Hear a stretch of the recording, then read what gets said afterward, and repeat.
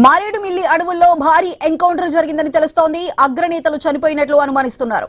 ఘటనా స్థలికి భారీగా బలగాలు చేరుకున్నాయి. 2 నెలల క్రితం మారేడుమిల్లి అటవీ ప్రాంతంలోనే మావోయిస్టు పార్టీ కేంద్ర కమిటీ సభ్యుడు గాజర్ల గణేష్ ఎన్కౌంటర్లో హతమయ్యాడు.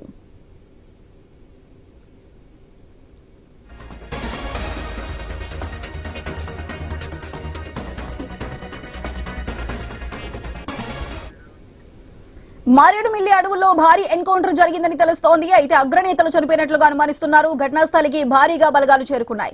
2 నెలల క్రితం మారేడుమిల్లి అటవీ ప్రాంతంలోనే మావోయిస్టు పార్టీ కేంద్ర కమిటీ సభ్యుడు గాజర్ల గణేష్ ఎన్కౌంటర్ లో హతమయ్యాడు. అయితే ఇప్పుడు జరిగిన ఈ ఎన్కౌంటర్ కి సంబంధించి పూర్తి సమాచారం మా ప్రతినిధి నవీన్ అందిస్తారు.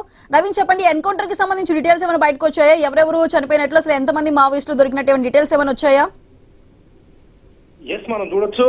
ఏపీ రాష్ట్రంలోని మారేడుమిల్లి అడవి ప్రాంతంలో భారీ ఎన్కౌంటర్ చోటు చేసుకున్నట్టుగా తెలుస్తుంది. ఇప్పటికే పోలీసులు కూడా దానికి ధృవీకరిస్తున్నారు. కానీ ఎవరు చనిపోయారు, ఎంతమంది ఉన్నారు, ఏ దళాలు ఆ ప్రాంతానికి వచ్చినది మాత్రం పూర్తి స్థాయి కూడా గోప్యంగా ఉంచారు. ఇప్పటికే భద్రతా బలగాలు కూడా ఆ ప్రాంతాన్ని పూర్తి స్థాయి కూడా చుట్టుముట్టినట్టు పరిస్థితి కాబట్టి ఇంకేమైనా ఆ ప్రాంతంలో దళాలు ఉన్నాయనే దాని మీద కూడా పూర్తిగా సెర్చింగ్ ఆపరేషన్ కొనసాగుతుంది. భారీ ఎత్తున కూడా కూమింగ్ కూడా కొనసాగుతున్నట్టు పరిస్థితి కనపడుతుంది. ఎందుకంటే గత 2 నెలల కిందటనే మారేడుమిల్లి అడవి ప్రాంతంలో భారీ ఎన్కౌంటర్ చోటు చేసుకుంది. ఆ ఎన్కౌంటర్ లో కేంద్ర కమిటీ నాయకులు గణేష్ కూడా చనిపోయడం, గణేష్ తో పాటు మరో మహిళా నాయకురాలు కూడా చనిపోయినట్టు పరిస్థితి కాబట్టి మారేడుమిల్లి ప్రాంతంలో దట్టమైన అడవి ప్రాంతాలు ఉంటాయి కాబట్టి ఇట్లా సేఫ్ జోన్ గా ఉన్నట్టుగా భావిస్తున్నారు మావోయిస్టులు. ఇటు ఒడిశాతో పాటు ఛత్తీస్గఢ్ నుంచి ఆ ప్రాంతానికి వచ్చినట్టుగా అనుమానం వ్యక్తం చేస్తున్నారు. అయితే దీంట్లో కీలక నేతలు ఉన్నారని చెప్పేసి కూడా పోలీసులు భావిస్తున్నారు. ఎందుకంటే మారేడుమిల్లి అడవి ప్రాంతంలో జరుగుతున్నటువంటి ఎన్కౌంటర్ నేపథ్యంలో అక్కడ ఎవరు చనిపోయారు, ఏంటి, ఆ ఎన్కౌంటర్ లో ఎవరు ఉన్నారనేది ఇంకా పూర్తి స్థాయిలో ఇంకా నిర్ధారణకు రాలేదు. కానీ ఎన్కౌంటర్ అయితే ఖచ్చితంగా జరిగిందని చెప్పేసి కూడా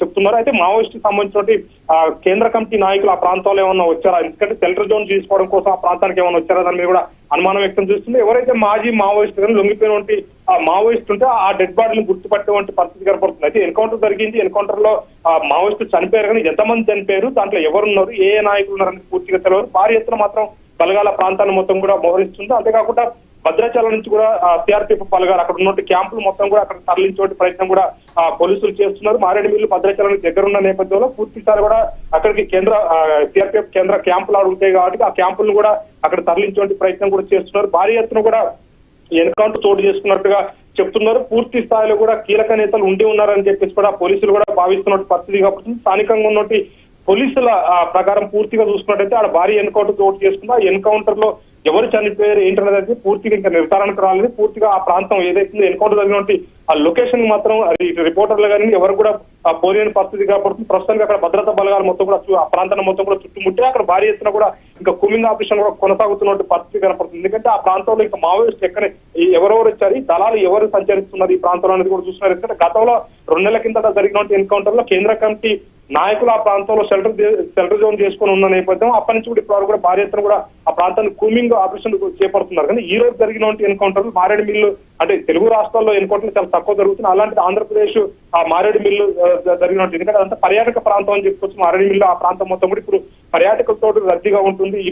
ఈ వేసవి ఇప్పుడు ఈ చలికాలంలో పూర్తి స్థాయి కూడా అక్కడ భారీ ఎత్తున కూడా ఆ పర్యాటకులు వచ్చే పరిస్థితి కాబట్టి అక్కడ మావోయిస్టు షెల్టర్ జోన్ చేసుకుని అడవి ప్రాంతాల్లో మొత్తం కూడా అక్కడ ఉన్నట్టుగా తెలుస్తుంది. ఇప్పుడు ఆ ఎన్కౌంటర్ జరిగిన లొకేషన్ ఏదైతుందో ఆ లొకేషన్ లో ఆ భారీ ఎత్తున కూడా మావోయిస్ట్ ఉందని చెప్పేసి కూడా పోలీసులు భావిస్తున్నారు. కానీ పూర్తి స్థాయిలో కూడా ఎన్కౌంటర్ జరిగిన మాట వాస్తవంగా ఎవరు చనిపోయారు, ఎంతమంది మావోయిస్టు దీంట్లో పాల్గొన్నారనేది తెలియదు. ఇంకా భారీ ఎత్తున ఇప్పటికే తుపాకులను కూడా స్వాధీనం చేసుకున్నట్టుగా మనకు తెలుస్తుంది. ఆ ప్రాంతంలో ఎన్కౌంటర్ జరిగిన ప్రదేశంలో పూర్తి స్థాయి కూడా మరి కొద్దిసేపట్లో ఎవరు చనిపోయారు, ఎవరెవరు ఈ దళాలు ఇక్కడికి వచ్చారో దాని మీద పోలీసులు అయితే ఎంక్వైరీ చేసి చెప్పుకుంటే అవకాశం ఉంటుంది. ఎందుకంటే ఇప్పటికీ మీడియాని అక్కడ పోలేని పరిస్థితి కాబట్టి ఎందుకంటే భారీ ఎత్తున కూడా ఆ ప్రాంతాన్ని మొత్తం కూడా స్థానికంగా ఉన్న ఏపీ పోలీసులతో కూడా అక్కడ ఉన్న స్పెషల్ పార్టీ పోలీసులు అదేవిధంగా సిఆర్పీఎఫ్ క్యాంపులు కూడా ప్రాంతంలో ఉన్నాయి కాబట్టి వాళ్ళందరూ కూడా ఆ ప్రాంతాన్ని మొత్తం కూడా భారీ ఎత్తున కూమింగ్ ఆపరేషన్ అయితే చేపడుతున్నట్టు పరిస్థితిగా పడుతుంది. పూర్తి స్థాయిలో కూడా భారీ ఎన్కౌంటర్ అయితే చోటు చేసుకున్న నేపథ్యంలో ఎవరు చనిపోయారు, మావోయిస్టులు ఎవరెవరు ఈ ప్రాంతానికి వచ్చారు, ఏ ప్రాంతం నుంచి ఇక్కడికి వచ్చారు, ఇక్కడ ఎందుకు ఈ ప్రాంతాన్ని షెల్టర్ జోన్ చేసుకొని ఈ ప్రాంతాన్ని ఎక్కువ కూడా మావోయిస్టులు వస్తున్నట్టు పరిస్థితి కనపడుతుంది. దాన్ని కూడా పూర్తిగా కూడా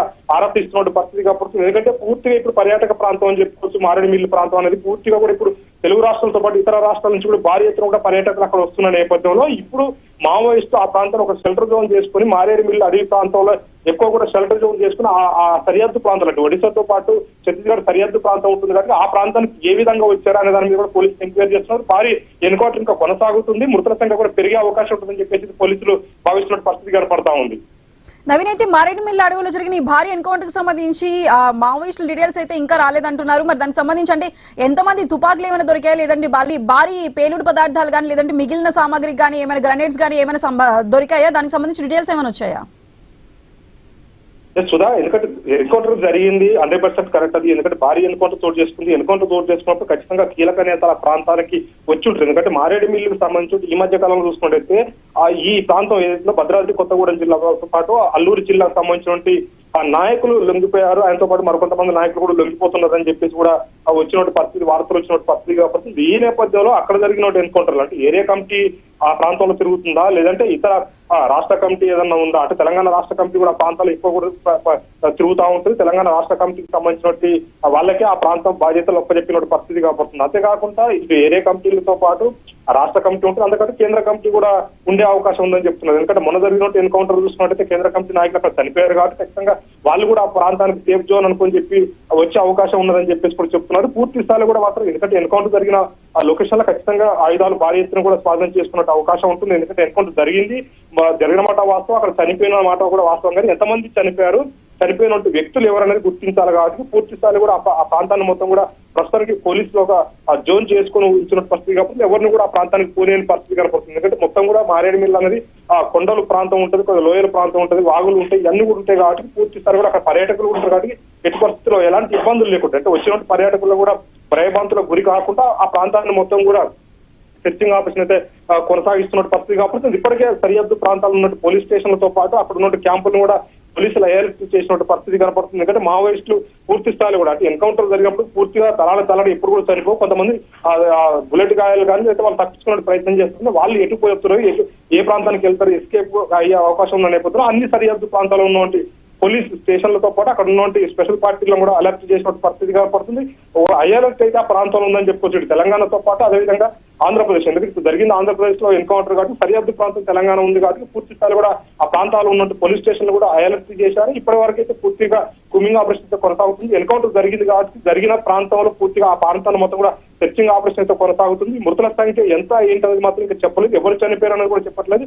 ఎన్కౌంటర్ మాత్రం జరిగింది, అంతలో కీలక నేతలు ఉంటుంటారని చెప్పేసి కూడా పోలీసులు అయితే భావిస్తున్న పరిస్థితి కనపడతా ఉంది.